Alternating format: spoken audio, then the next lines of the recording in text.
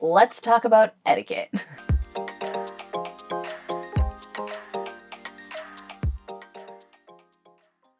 These are some topics that we see come up time and time again in the Facebook forums when we talk to fellow boaters. So we thought we would just include them in this video to try to help others out as they are trying to navigate. Some of this is a little quirky to the ICW, and some of it's just general good boating that a lot of people don't have good habits on. Let's start with VHF. Number one, having a VHF on the ICW is an absolute must. If you only have a handheld VHF because you are a sailboat, make sure it is a high quality one. We actually, this trip, ended up having to stop and install a RAM mic for our cockpit because we were trying to use a handheld and we hated it so very much because you do spend quite a bit of time on the radio on the ICW, more than you would think. You're required to monitor 16 if you have a radio on board, but most radios have a dual watch function. It allows you to listen to 2 channels at the same time. So we leave ours, and we recommend people leave on 16 and on 13. 16 for your general Coast Guard announcements. Most hailing will take place between boats on 16, but 13 is also where a lot of boats will try to hail you first, especially commercial vessels. It keeps all of that off of 16, which is for, as the Coast Guard likes to say, international hailing and distress only. Channel 13 is a, quote, bridge to bridge. It's not to be confused with a bridge that you drive over to another bridge. Bridges don't need to talk to each other. They got landlines for this. This is boat bridge to boat bridge. So ships or boats talking to other boats.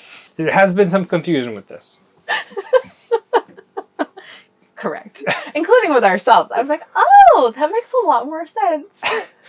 We'll try to hail people on 13 first, just to keep the unnecessary traffic off of 16. If that doesn't work, we'll go to 16 and hail them there. Another couple quick things about 16. Number one, about both 16 and 13, do not chit-chat on either one of these channels. You're clogging up the place where everybody hails each other. If you need to do more than just arrange a quick pass or a quick, like, hey, there's this going on, like, if it's anything more than what will take, like, maybe 2 back and forths, switch to another channel immediately. Best ones to switch to are 67, 68, 69, 72. Those are all great channels. Hailing boats. We have heard some really crazy hailings over the course of the last year and a half. We hear a lot of sailboat, sailboat. This is the motor vessel to your stern. Like, okay, that's not helpful to me. Not helpful at all. Or just sailboat, sailboat in the ICW. Where on the ICW? Color, location. If you've got it on 25 watts, I could be hearing this like 20 miles from you. There are some easy ways to cut down on the confusion. Put your radio on low power. Oh, that's a big one. Yeah, no one wants to hear your passing like conversation on 25 watts. 16 has a 1 watt option. Put it on low. Use your low. There's usually a little button that says high low. Choose low when you're dealing with passing situations. No, like the whole East Coast does not want to hear your slow pass conversation. If you know another boat's name, use it. If we were to hail our friends, we would say, pivot, pivot. This is Acadia on 1-3. It's important to also use your channel. For those of us that have dual watch and use it, I sometimes don't look at the radio quick enough to know what channel you hailed me on if you don't verbally tell me. So I may wait for a second hail while watching the radio to try to figure out what channel you're on, because I'm not going to go all over the place trying to find you. So the best way to do it is the other boat's name times 2 or 3. This is your boat's name on channel 13, 16, 09, whatever it may be. Speak slowly and clearly, and do not put the microphone in your mouth. You don't need to talk like this to the microphone. You can talk to it normally, and it works fine. It works just fine. Just make sure you're out of the wind. Try to use yourself or something as a windbreak, but other than that, you do not need to put the microphone to your mouth. If you do not know the other boat's name, The best way to hail is to use the marker closest to them and the location. For example, if you're in the Tahoe River, right? And you're trying to hail a sailboat in front of you and they're just passing marker 54. You would say, and you're heading south, you'd say, white southbound sailboat, Tahoe River, near marker 54. This is the motor vessel, blah, blah, blah, on 1-3. Perfect example, dear. It makes it very easy for the boat that you're trying to hail to figure out that you're trying to talk to them. Because a lot of times we don't know unless you give us a little bit more detail. There's a lot of conversation about people saying, well, I try to hail to set up a slow pass, but nobody ever answers me. Well, it might be time to think about how are you hailing them? Because if you're just doing sailboat, sailboat, and the ICW, this is motor vessel, whatever, that may be part of the problem. And don't say this is like the fever trawler behind you. I don't know. I don't know what that is. Or this is the tiara behind you. I don't know. Is that a crown? So just everyone may not know what boat make you have, and so just maybe be a little bit more generic about your descriptions. This is the red motor vessel, or this is the red tugboat behind you, something like that. Yeah, something like that. I think we've probably covered that. As you can see, we are pretty passionate about VHF. I say I have VHF rage instead of road rage now, because I used to have pretty bad road rage when we lived on land, but now it's just all transferred to the VHF. VHF can also be a source of endless entertainment. It really is. So it's worth just keeping it on, just for that. Yeah. Okay, so what do we use VHF for most often on the ICW? Slow passes, right? The slow pass. The slow pass is something pretty specific to the ICW, and it is a safe way for folks to pass one another in narrow conditions. You do not need to slow pass in wide open water situations if you can give plenty of space to the other vessel. If you're going to come right up on them, yes, please slow pass. But if you can give like a quarter mile between you and them, you don't have to slow down. It's okay. We can turn into it. Life's going to be just fine. But if you have to get closer than a quarter mile to me, please consider a slow pass if you are in a faster moving vessel. Now, the rules of slow passes do not just apply to fast vessels passing slow vessels. It also applies to slow vessels passing slow vessels. So slow vessels passing slightly slower vessels.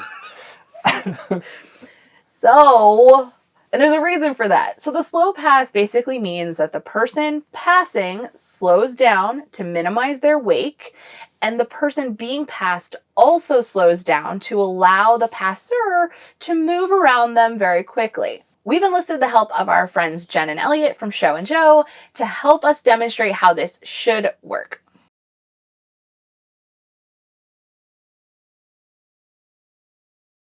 Acadia, this is motor vessel pivot off the stern.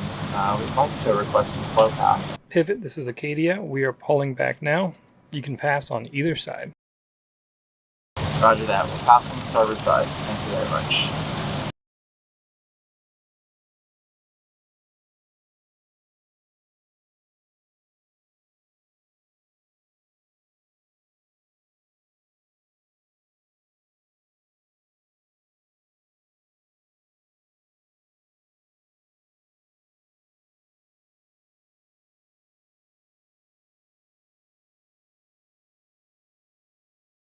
Thank you very much, Acadia, and I hope you have a wonderful cruise.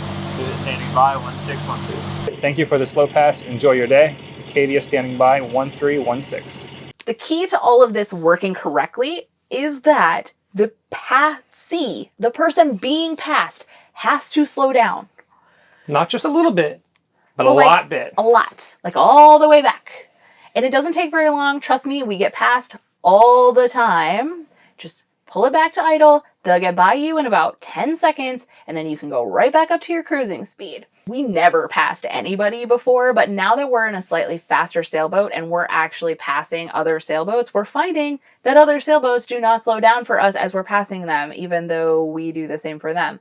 So we end up having to take a mile, 2 miles. Like, we're talking like 20 to 30 minutes to pass another vessel. please just slow down, let us get in front, everybody can go back up to their cruising speeds, and life moves on pretty darn quickly. If you're sailing and you are completely under sail power, that is completely different. That you're probably not moving that quickly anyway. But if you are under motor, you need to slow down if you're being passed. And those who are passing need to slow down to not wake folks. Falling just off a plane? Not enough. Not enough. Not enough. Not helpful. Bow down. Bow down. Bow down. Bow down. Get your bow down. Come off a plane. Don't plow. Because this is actually your maximum wake making, is this angle. So don't do that. But if everyone does what they're supposed to, nobody gets rocked and rolled. Minimal disturbance with the person being passed. Yeah. And the boat doing the passing gets past the other boat quickly and easily.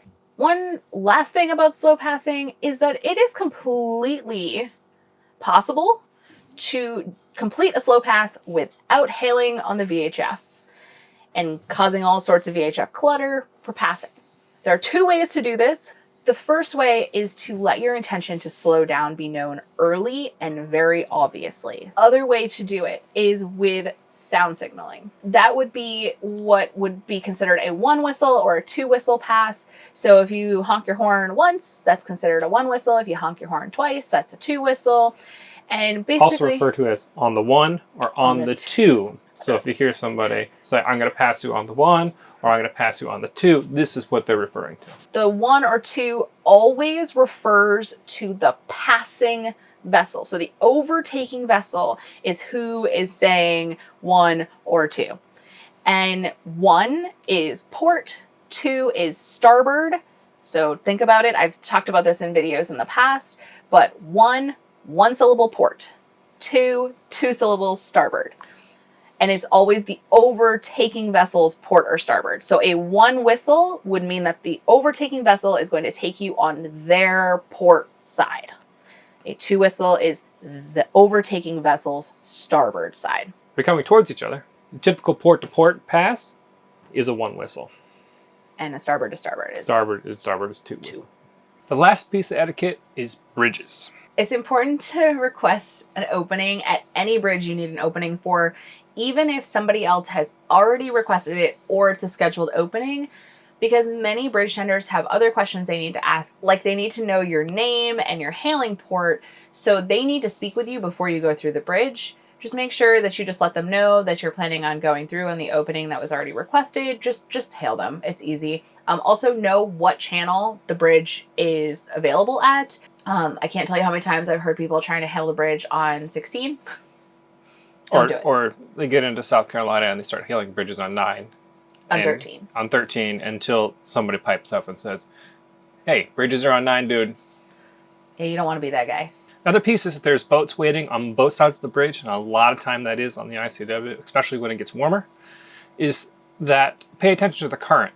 If the current is behind you, it's really hard to hold position before the bridge. You actually have to spin around and point your bow into it. So it's really nice to let those boats who are fighting the current go first. And you can just talk to them and make a plan on the bridge hailing channel. So it's really easy to hail the other boats because they're already on the bridge channel.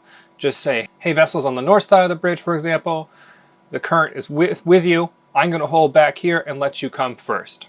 And then the second thing that makes sense, that if you have a whole bunch of boats waiting for the bridge, it makes sense to let the faster vessels go first. That way, you're not having to immediately pass each other as soon as you get on the other side of the bridge. Now that last piece is only if there's enough space to safely allow that to happen. There are a few places where you absolutely, it's just whatever order you get into. Riceville Beach Bridge comes to mind. That place is an absolute cluster. So whatever you arrive in is how you're going through the bridge. Deal with passing after. But there are a lot of bridges where you have plenty of space to kind of jockey around and figure out how to let the faster vessels go through. Again, just hail those vessels on the same channels you're on with the bridge. Now, we know all of this can seem a little overwhelming when you first start out, but you can start practicing some of this stuff before you even get on the ICW. Get your VHF skills up to date, get familiarized with it ahead of time, get familiar with your charts, with aqua maps, and with your weather apps ahead of time. It's very easy to do all of that ahead of time and just familiarize yourself with the lingo. Most importantly, enjoy the trip. We'll see you all next time as we start our trip south on the ICW as we head for Florida. Slow passing. Slow passing happening.